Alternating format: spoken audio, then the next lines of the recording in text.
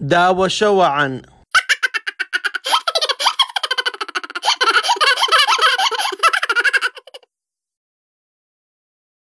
walaal magacaaga su'aasha warashada weydiinay waxay tahay balwad ma leedahay hadii ha jawaabtada ay tahay waa maxay balwada leedahay hadda waan cunaya jaad aad arkaysaa see waan balwad lahayn hadda waan cunaya balwada waa jaad miya jaad weey khasaaradii faa'iido ay leedahay meeshii kartaa wallahi aniga had biilo wanaagsan wax khasaare inuu lahayn baa ma qabaaba xagga inuu wanaagsan yahay khasaaradii faa'iido ka soo gaar ma jirtaa marka ma aniga hadda khasaare gama soo gaar markaan cunayo waxaan wadanka inaan xukumaan moodayaan asxaab su'aasha kale xigtaan ku weydiinay waxay tahay balwad qofka soo imaan kara asaga aan maxaa ku kala fikir يا رب ما كلف كره وقف وجدي دك بالود وبدن ودك فقيرين تا دك وحيستدي وحولها اكو كردين باب للي لكن قف فقير دي محوها يا كوب ما ولو الكام بس غبيا سدا سو غيس دك معنا بالود دي بحث سؤال كلام ويدينا waxay tahay balwada iyada ah warto wax waana iyada mana laakiin dadka bulshada isticmaalaan انا صدق بالود دي waxaan la sii wada walaalayaal ilaa intii anagu iska deelay sii wada dhilay waa rabbi aan tahay dad muslimiin hadaan balwada maxay ka qabtaa isticmaalkeeda والله أنا وجهك هذا وح ما أنا أرجع نمجك إسكداية لأن لما ورد علوماتي نوتي إنما دياد إسكداية لكن وح إنه ما بعرف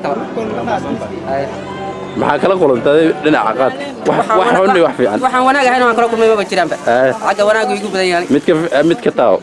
waa hadda waa kama marqaantira wadanka wayna xukumaan qabaano magacaaga ku bilaabayo balwad ma leedahay hadii aan leedahay waa maxay magacaygu Xuseen Ismail balwad ma leedahay hadii jawaabta tahay ha waa maxay balwada waa qaad bas balwada waa qaad basna su'aasha kale xigtaan ku weydiinay khasaarada iyo faa'iidada ay leedahay balwada ma sheegi kartaa waxyaalo badan waa iga soo maray maxaa kamid ah kulli hadii wax la soo in la karo ma aha maxaa ku kala fikra qofka balwada uu leeyahay maxaa loo kala fikra oo la iman kara balwada qofka asaga wax barasho laan buka shaqalaande barasho laan iyo kulli maxaa u dhaaytaa waxyaalo badan waa iska jiraan laakiin kulli wax barashada ka koob balwada hadii maadaama waana aysan lahayn waana nooca balwada dadka ay leeyihiin ama isticmaalaan aad u sheegi lahayd inay iska daayaan inta bas su'aasha kale aan ku weydiinay waxay tahay maadaama dad muslimiin aan nahay balwada isticmaalkeeda maxay diinta ay ka qabtaa waxay ka qabtaa in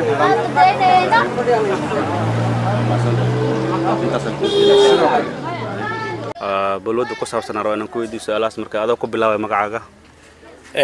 magacaygu waa Cabdirsaaq Kaayim Iftaax wala su'aasha ugu horeysa aan ku weydiinay waxay tahay balwad ma leedahay hadii jawaabtaada ay tahay ha waa maxay balwadaada dabcan horta waa su'aal mudan in la isweydiiyo aniga horta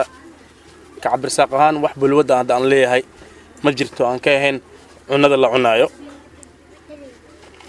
su'aasha kale aan ku weydiinay waxay tahay qofka maxaa ku kala fikro inuu balwad la imaado asaga horta dhalinyarada waqti xaadirkan joogto siyaabo kala duwan ayaa keeni karta balwada koow in qofka markaas soo dhalinyaro ah iskuulkii uu dhowr jeer uu ku dhaco oo markaasi uu balwadii markaas isticmaalkeeda uu bilaabo labo qofka dii isagoo iskuulkii soo dhameeyay oo haddana shaqo uu waayo inuu markaas balwad uu aado saddex in qofkii isagoo haddana waxbarashadii iyo tacliintii dhan soo dhameeyay haddana dana gaar ah ku kaliftay inuu markaasi balwadaasi cuno marka balwada markii aan fiirino dhalinyaro ahaan iyo adduunweynaha dhan markaan fiirino marka qof walba isticmaalaya waxaa keenaysa in markaasi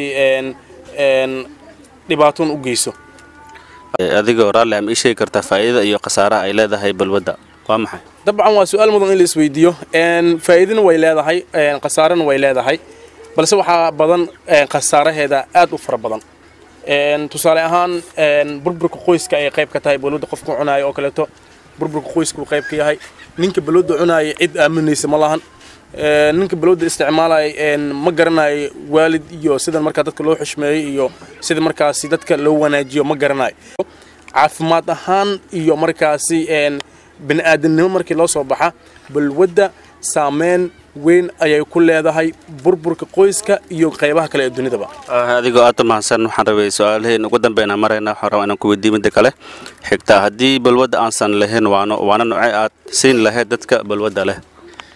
horta dhalinyarada inta badan kuwa waxaa jira hadal maqlaayaan iyo kuwa aan hadal maqlaynin haddana sidaas ay tahay waxaa badan kuwa hadalka maqlaayo hadda dhalinyaro le ma joogto hoosha cunugii yara ee 5 jirka ah ayaa balwad isticmaalayo 10 jirkii ah balwad isticmaalayo gabadha 15 jirka ah gabadha balwad isticmaalayso 25 jirka ah balwad isticmaalayso marka guud ahaan caalamka markii loo fiiriyo boqolkiiba adiga 70 oo kale hadda balwadii way fara badatay 30 baa markaasi ka badbaadaysa marka waxaan ugu baaqayaa heerkii idinka aad balwad isku isticmaal lahaydeen abuurta shaqooyin idin gaar ah oo markaasi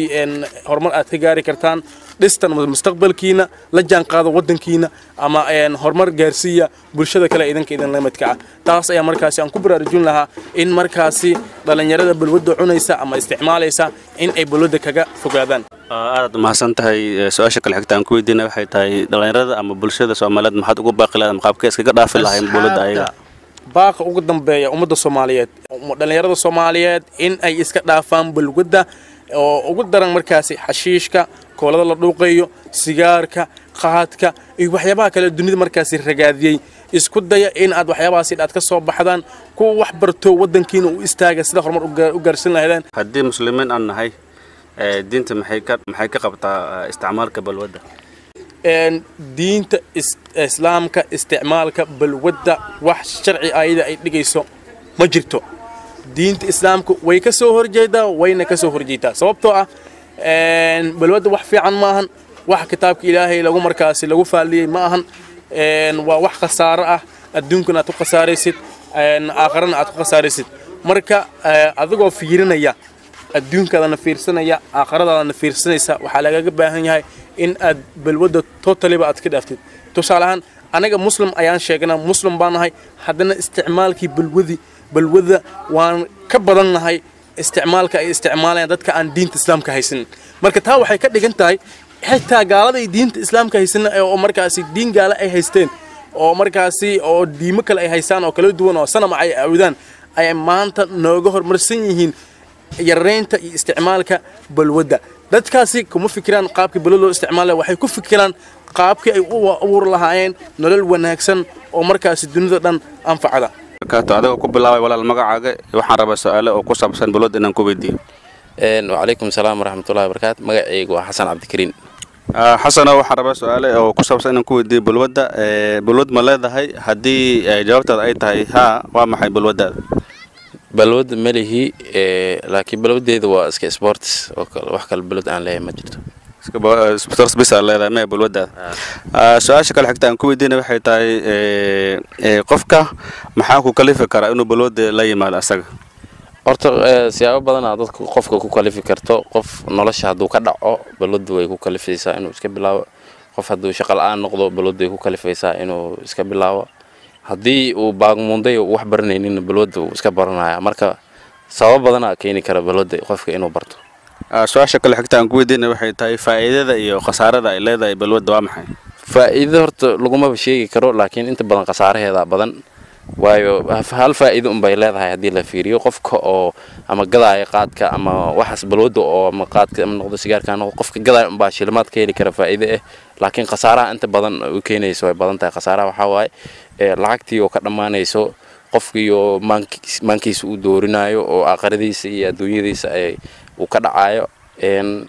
iyo waxa kala khasaare ay leedahay qofkii oo tuugnimo hadan intuu tuug iska noqdo oo qofkii fiicnaa oo tuugnimo khasaare waaye naftirkeeda waxyaabo badan oo khasaare ay leedahay balwada oo u keeni karto qofka haduu isticmaalayo runta taas ay mid kale aan ku weydiinay waxay tahay xigta aan ku weydiinay balwada ayada waana inkastoo aysan lahayn laakiin dadka bulshada waana noocay siin lahayd dadka balwada cuna dadka balwada cuno waxaan waana siin lahaa intay horta waqtigooda ay ku dhimanayaan balwada iyo lacagtooda ay ku dhimanayaan waxa u muhiimsan koow almuhiim waa in ay wax iska bartaan waxbarashada ay ku noqdaan maadaama fursad ama waqti ay u helayaan balwada ay ku isticmaalayaan qaadka ha noqdo ama sigaarka ama tuwaakada ha noqoto oo waqti siinayaan oo waqti inta ka badan oo 2 saac 3 saac 4 saac ay siinayaan in waqtigaas saas ay u hayaan ay ka faa'iideystaan oo waxbarasho ay geliyaan diiniyan iyo maadiyanba balwada su'aasha kale xigta aan ku weydiinay waxay tahay balwada dadka isticmaala sideen markaas aan u hortagi karnaa ama iskaga dhaafi karnaa ayaga balwada ahaan horta waxay looga hortagi karaa kow in dawladda markaas oo meesha dadka balwada isticmaala dawladda markaas ay ku hoos nool yihiin kow in ay dhalinyarada shaqo abuur u samayso iskuulaad free ay u samayso oo ay wax ku bartaan hataa iskuulaad waxaa jira farsamo gacan lagu barto iskuulaadkaas kale in la badiyo oo farsamada gacanta hataa la barto oo waqti badan la geliyo waxbarasho oo dhalinyarada shaqo abuur loo sameeyo kii iskuul ka soo baxay shaqo abuur loo sameeyo kii jaamacad loo diro waxyaabahaas dhan oo wada mashquulka oo haddana faa'iidada u ah qofka bini'aadanka hadduu helo waxay ila tahay in laga hortagi karo waxyaabaha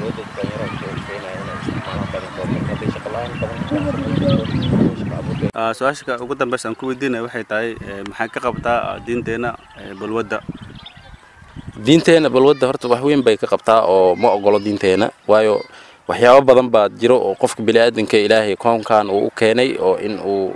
macnaha uu ilaahay caabudo inuu wax barto oo diinta la barto waxyaabaha kale cilmiga maadiga aan la barto so maadaama fursadahaas dhan ay jiraan oo kitaabka ilaahayna aan lagu sheegin in balwadda la isticmaalo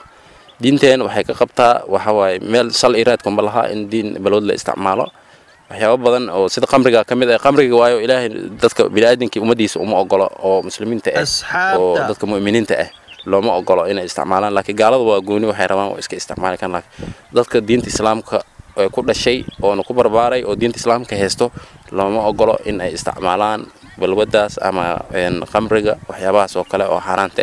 oo diintana ay mar hore lagu cadeeyay inaan la isticmaalin waa maasanta hadaamada وعليكم السلام ورحمة الله وبركاته مجاعيجي ومحمد سيدي آذن بلوت مليه وايو بلود وحيلاد هاي دواتة فربضن قفك محاكو كلي فكرة بلود أساق أنو لا يمار qofku waxa ku kala fikra balwad inuu maaragtay isticmaalo ama balwad inuu bilaawo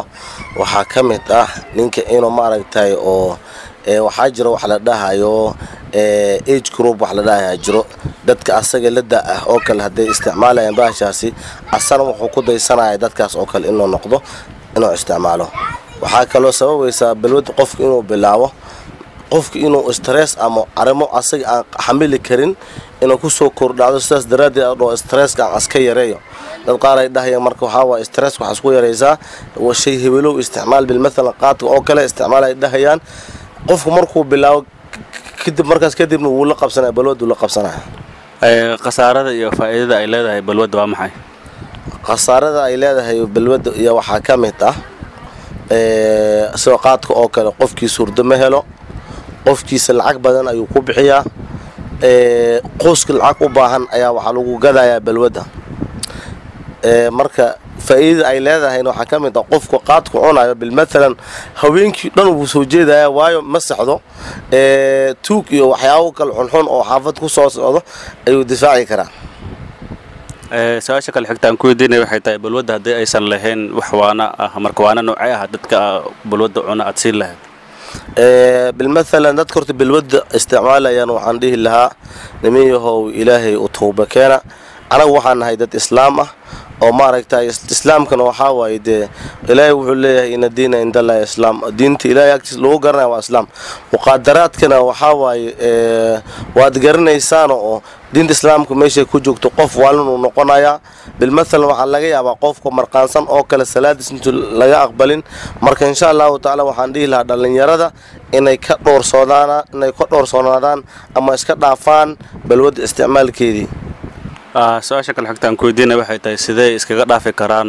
dadka balwada isticmaala qaabkee markaas aan kaga joojin lahayn ayaga dadka balwada isticmaalaya waxa iska dhaafi karaan bilmathal qofka haduu balwada isticmaalaya balhudan ay ahayd balwad xunso oo kale qaadka oo kale ama sigaarka oo kale wuxuu bilaabi karaa exercise ama maaragtay oo gym inuu qaato ama balloon dheelo waxyaabo kale inuu asaga ku badashto balwad booskeeda ama quraan aqris iyo meelaha diiniga meelahaas inuu u badin su-aasha ugu dambaysaan ku weydiinaa maxamed su-aashayna waxay waayaan haddii muslim aan nahay annaga dad muslimiin aan nahay marka ma ii sheegi kartaa waxyaabaha diinta ay ka qabto balwadda diinta islaamka horta waxaa waaye ilaahay subxaanahu wa tacaala wuxuu leeyahay yaa ayuha aladiina aamanuu laa taqribu salaata wa antum sukaara ilaahay kitaabkiisa wuxuu ku leeyahay dadkii ilaahay dulkii alii rasuulkiisa rumeeyow ha u dhowaanina salaada idinkoo marqaansan ama idinkoo sakaraansan marka xagga waxaa kugu soo bixayso sakaraanka qofku marqaansan inuusan salaad lagu lahayn marka qofkii salaad aan lagu lahayn ama qofkii salaad aan tukan karin waa obviously wuxuu yahay ninkaas qof oo maaragtay oo ilaahay caasiga uu yahay ilaahay qof ku soo horjeedo waaye marka waad u jeedaa khasaarada ay leedahay balwada la isticmaalayo marka sidaas daraaddeed dhalinyarada waxaan ugu dardaarmi lahaa inuu ilaahay subxaanahu wa tacaala u dhowaadaan barnaamijka balwadii waxa kale isticmaalaya inay iska dhaafaan waxyaabo badan aa jiro oo la qaban karo marka sidaas daraaddeed waxaan leeyahay waxbarasho iyo waxaas ku dadaala ama wax oo adduun iyo aakhiro wax idin taraya ku dadaala waa maasantahay sidii ay adaa mudan asxaabta kan eega